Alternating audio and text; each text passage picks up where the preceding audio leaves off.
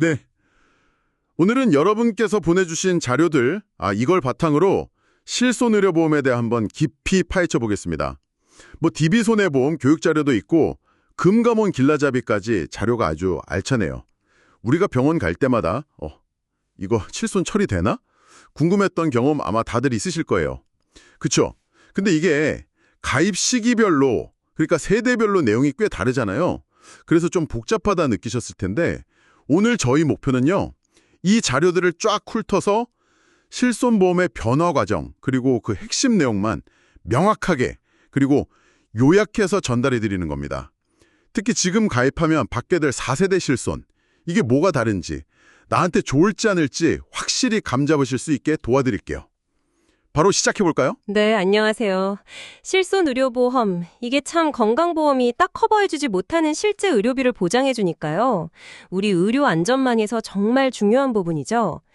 근데 말씀하신 대로 가입 시점 따라서 보장 범위나 자기부담금, 갱신 조건 이런 게 계속 바뀌어 왔어요. 그러니까 혼란스러운 게 당연합니다. 오늘 주신 자료들 보면서 1세대부터 지금 4세대까지 그 변화의 맥락이랑 핵심 차이 한번 제대로 짚어보겠습니다. 좋습니다. 그럼 먼저 이 실손보험이라는 게 처음 어떻게 나와서 지금까지 왔는지 그 큰 그림부터 간단히 짚어볼까요? 역사가 꽤 길던데요? 맞아요. 시작은 사실 1960년대 손해보험사 상해담보였는데 우리가 지금 아는 형태의 의료비 보상보험은 99년에 나왔고요. 2003년부터는 질병까지 포함하게 됐죠. 2005년에는 생명보험사들도 팔기 시작했고 그러다가 2009년에 아주 큰 변화가 있습니다. 2009년이요? 어떤 변화였죠? 바로 표준화입니다. 그 전까지는 보험사마다 보장 내용이 다 제각각이었거든요. 네. 근데 이때부터 기본적인 틀이 통일되기 시작한 거죠. 금융감독원 길라잡이도 이 표준화 이후 상품을 기준으로 설명하고 있고요. 그 표준화가 바로 세대를 나누는 기준점이 된 거군요. 그럼 그 표준화 이전, 그러니까 1세대부터 지금 4세대까지 쭉 이뤄지는 변화의 핵심만 빠르게 비교해 볼까요? 세대별 특징을 좀 요약해서 설명해 주시면 훨씬 이해하기 쉬울 것 같아요. 네, 좋습니다. 세대별로 그 큰 흐름을 따라가는 게 중요해요. 자, 먼저 1세대. 이건 표준화 이전, 대략 2009년 7월까지 팔렸던 상품들인데요. 가장 큰 특징은 자기부담금이 거의 없었다는 점이에요. 자기부담금이 거의 없었다고요? 네, 입원하면 병원비 100% 다 돌려주는 경우도 있었고요. 통원치료는 그냥 5천 원 정도만 내면 됐었죠. 와, 그럼 가입자 입장에서는 정말 좋았겠네요. 거의 낸 돈 다 돌려는 느낌이었을 텐데. 그랬죠. 근데 이게 동전의 양면 같은 거였습니다. 자기부담금이 너무 낮으니까 뭐랄까 좀 불필요한 의료 이용, 과잉진료 이런 도덕적 해이가 생기기 쉬웠어요. 결국 이게 보험금 지급을 엄청 늘려서 나중에는 보험료가 크게 오르는 원인이 됐습니다.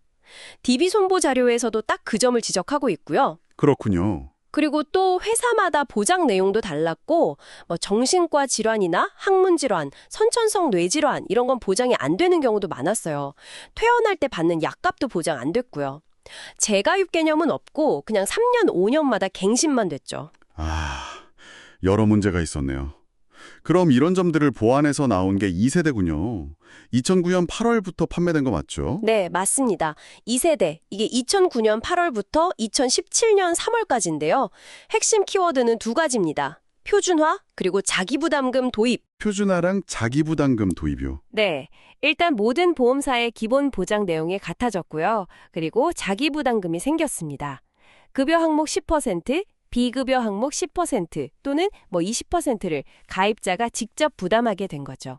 통원할 때도 최소 10,000원에서 20,000원 정도는 공제하고 보험금이 나왔고요. 잠깐만요. 여기서 급여랑 비급여라는 말이 계속 나오는데 아마 청취자분들 중에서도 헷갈리시는 분들이 있을 것 같아요.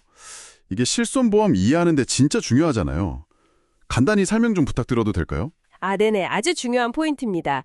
급여 항목은 쉽게 말해서 국민건강보험 적용을 받는 의료비예요. 감기 진료나 기본적인 검사 같은 거요. 나라에서 일부 지원해 주는 거죠. 반면에 비급여는 건강보험 적용이 안 되는 항목입니다. 그래서 병원마다 가격도 다를 수 있고 환자가 비용 전부를 내야 해요. 예를 들면 어떤 게 있을까요? 비급여 항목. 대표적인 게 뭐 도스 치료라든지 영양주사, 또 MRI 검사 중에서도 비급여 항목이 있고요.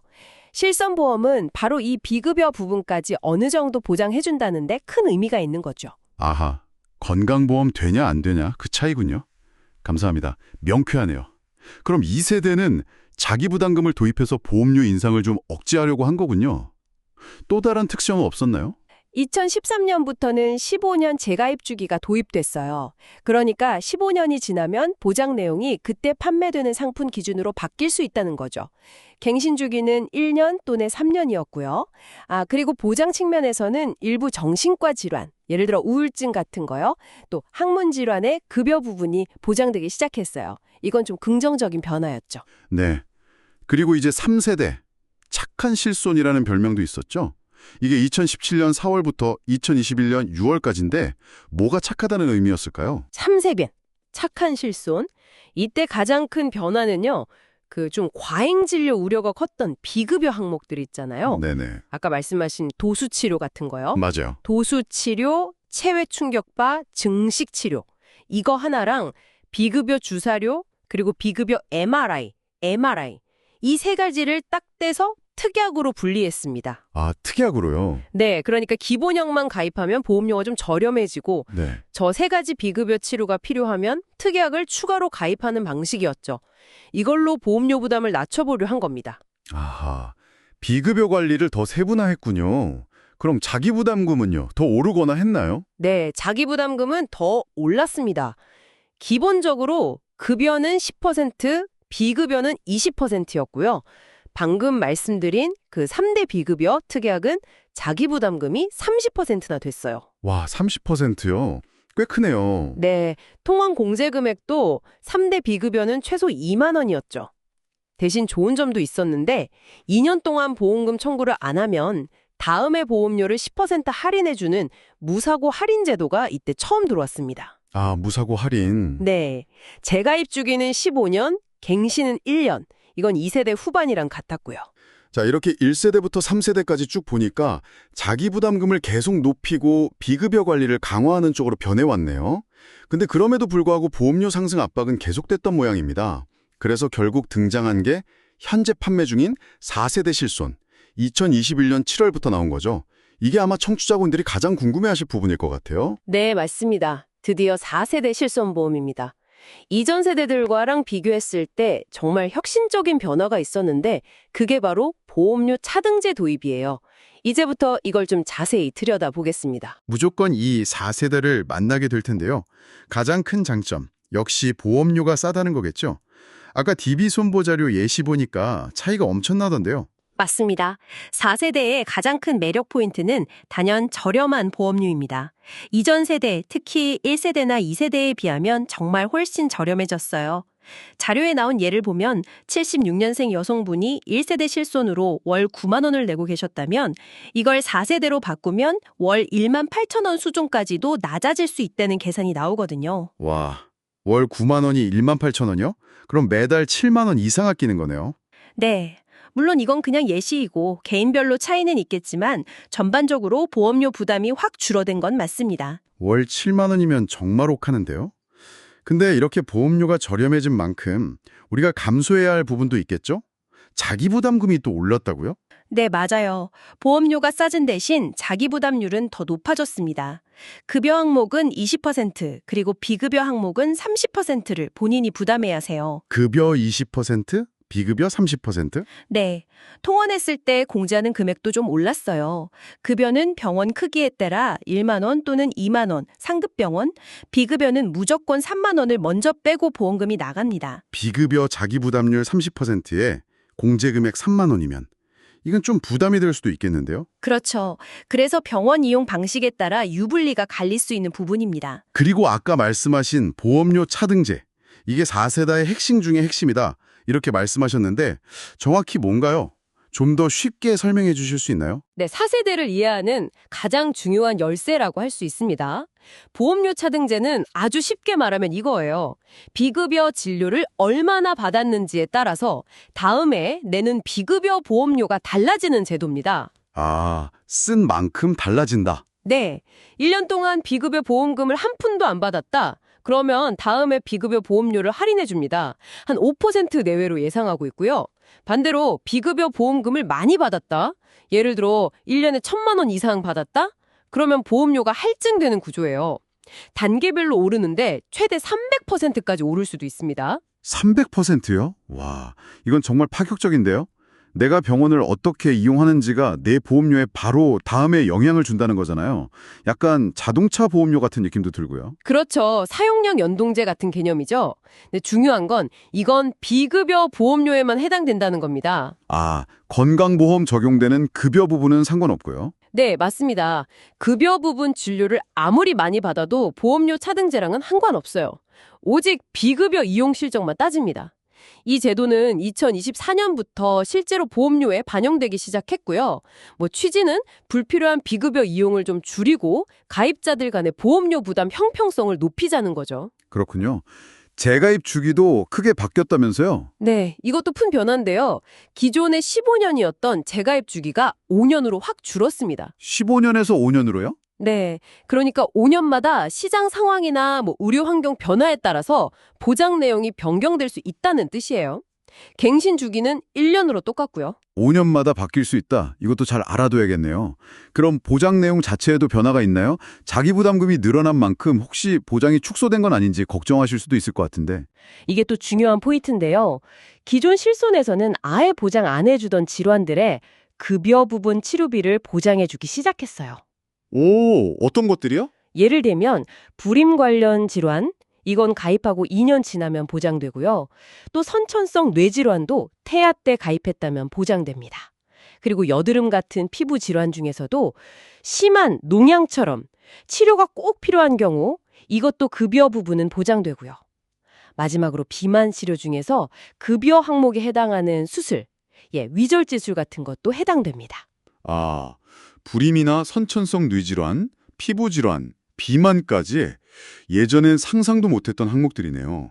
급여 부분이긴 하지만요. 네.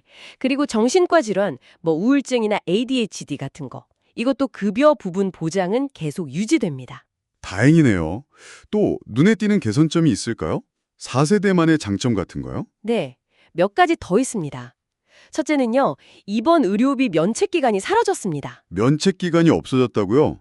그게 뭐였죠? 예전에는 같은 병으로 365일 입원 치료를 받으면 그 후에 90일이나 180일 동안은 보험금을 못 받는 기간이 있었어요. 이걸 면책 기간이라고 했는데 4세대는 이게 없어졌습니다. 그냥 연간 보장 한도인 5천만 원 내에서는 계속 보상을 받을 수 있고요. 매년 계약의 당일이 되면 한도가 다시 복원됩니다. 와, 이건 정말 장기 입원 치료가 필요한 분들한테는 엄청 좋은 소식이겠네요. 그렇죠. 아주 큰 장점입니다. 둘째는 퇴원할 때 처방받는 약값 있죠? 이게 입원 의료비 한도, 최대 5천만 원 내에서 보장됩니다. 퇴원 약값이요? 원래는 안 됐었나요? 예전에는 통원 한도, 보통 30만 원 정도 내에서만 되거나 아예 안 되는 경우도 있었어요. 근데 4세대는 입원 한도에 포함되니까 혹시 고가약을 처방받아도 부담이 크게 줄어든 거죠. 아까 그 DB 송보 자료 예시를 다시 보면 퇴원하면서 만약 700만 원짜리 비급여 항암제, 제코리를 처방받았다면요. 4세대는 자기 부담금 30%, 그러니까 210만 원만 내면 나머지 490만 원은 보상받을 수 있는 거예요. 이야, 490만 원. 네. 근데 1세대는 아예 보상이 안 됐었죠. 와, 약값 때문에 치료 망설이는 경우도 많다고 들었는데 이것도 정말 실질적인 도움이 되겠네요. 네. 그리고 셋째, 자동차 보험이나 산재보험 처리받고 나서도 내가 내야 하는 돈 있잖아요. 그 본인 부담 의료비에 대한 실손 보상 비율이 높아졌습니다. 아, 그것도요? 네. 기존에는 그 본인 부담금의 한 40% 정도만 실손해서 추가로 보상해줬는데 4세대는 급여 부분은 80%, 비급여 부분은 70%까지 보상해줍니다. 이것도 꽤 커졌죠. 그리고 해외에 오래 나가 계실 때 보험료 납입 중지하는 기능? 이것도 그대로 유지됩니다. 와, 정말 4세대. 정리를 해보면 보험료는 확 낮아졌지만 자기 부담금은 오르고 특히 비급여 사용량에 따라 내 보험료가 춤을 출 수 있다. 이게 핵심이고 하지만 그 대가로 불임이나 선천성 뇌질환 같은 일부 보장이 확대되고 입원 면책 기간 없어지고 퇴원 약값 보장 확대되고 자보산제 후 본인 부담금 보상도 늘어나고 장단점이 정말 명확하네요. 자, 그럼 여기서 기존 1세대, 2세대, 3세대 가입자분들의 가장 큰 고민이 시작될 것 같습니다. 아, 그럼 나도 이 4세대로 갈아타야 하나 하는 고민이죠. 자료에서도 이 부분을 중요하게 다루고 있던데요. 네, 정말 가장 많이 받는 질문 중 하나입니다. 근데 이게 참 결론부터 말씀드리면 정답은 없습니다.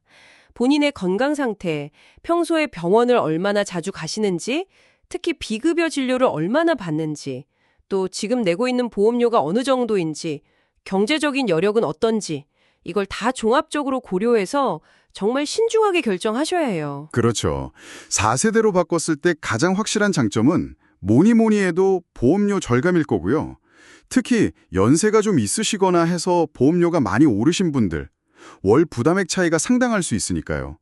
그리고 방금 설명해 주신 불임이나 선천성 뇌질환 같은 일부 확대된 보장 혜택도 누릴 수 있다는 점도 있겠고요. 맞습니다. 하지만 단점도 명확하죠. 일단 자기부담금이 높아졌잖아요. 급여 20%, 비급여 30%.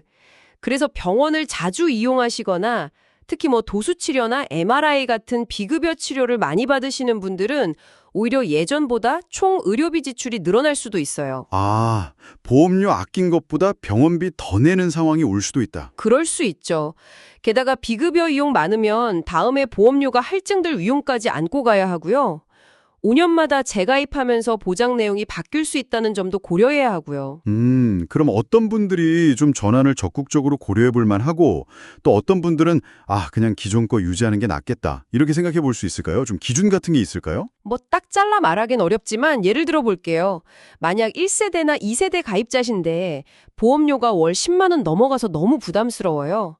근데 최근 몇 년간 병원에 거의 안 갔고 특별한 지병 없이 건강하신 편이다. 네. 이런 분들은 4세대로 전환하면 보험료를 확 아낄 수 있으니까 고려해 볼 만하죠. 반대로는요. 크지 않거나 아니면 만성질환 때문에 꾸준히 병원을 다니셔야 하거나 비급여 치료를 정기적으로 좀 받아야 한다. 이런 분들은요. 자기부담금이 낮은 기존 보험을 유지하는 게 더 유리할 수도 있습니다.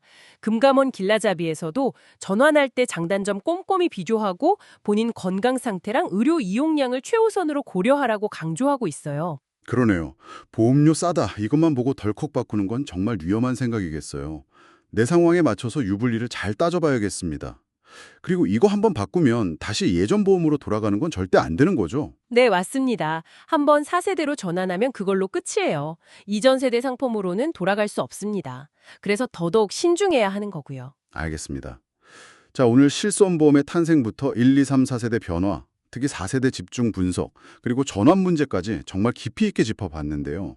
마지막으로 청취자분들이 다른 건 몰라도 이것만은 꼭 기억하자 하는 핵심 포인트들 다시 한번 쫙 정리해 주실 수 있을까요? 네, 그럼 몇 가지로 딱 요약해서 말씀드리겠습니다.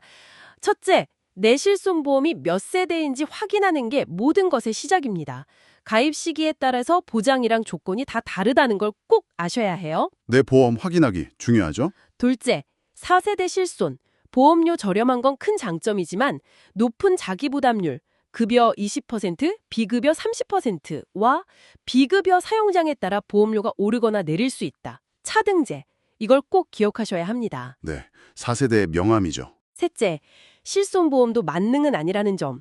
미용 목적 시술이나 수술, 그냥 건강검진 자체, 예방접종, 영양주사, 한방 비급여, 치과 비급여 치료 이런 건 보장 안 되는 항목들이 꽤 많습니다. 이것도 미리 알아두셔야 나중에 당황 안 하십니다. 금감원 자료 보시면 잘 나와 있어요. 맞아요. 안 되는 건 안 된다는 거. 넷째, 보험금 청구할 때 필요 서류들, 영수증, 특히 비급여는 세부 내역서 꼭 잘 챙겨야 합니다.